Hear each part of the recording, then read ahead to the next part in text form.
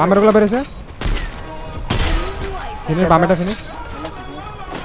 দাঁড়া তোমরা তোমরা তোমরা তোমরা ইয়ে করো না একজন যাও আলী কাকা যাও আমরাই থাকি বামে এদিকে বেরেছে আমার সাইডে ফাইট নিও ভাই আমার সাইডে ফাইট নিও হলো তোমার ভিতর ঢুকো না ভিতর ঢুকলে আমাকে আবার দিতে পারবো না সব ড্যামেজ ভাই সব ড্যামেজ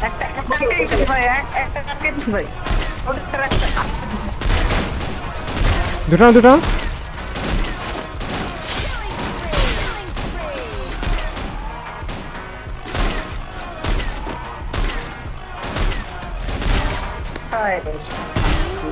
চোদ্দ কিলো আমার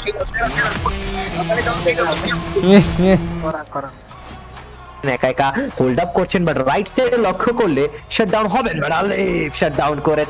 আলিফ শাটডাউন করেছেন আমি বলছিলাম যে তাকাবে আলিফ সেই তাকানিটাই দিয়েছেন পরীক্ষা এখন হইতে পারে কারণ দুটো দলই কিন্তু হার্ড কম্পার্টমেন্টে তবে চমৎকার একটা ফ্ল্যাঙ্কিং এখান থেকে লঞ্চ প্যাডের ব্যবহার ঠিক পেছন দিকে এসেছেন তবে জোনের বাইরে চলে গিয়েছেন এই জায়গায়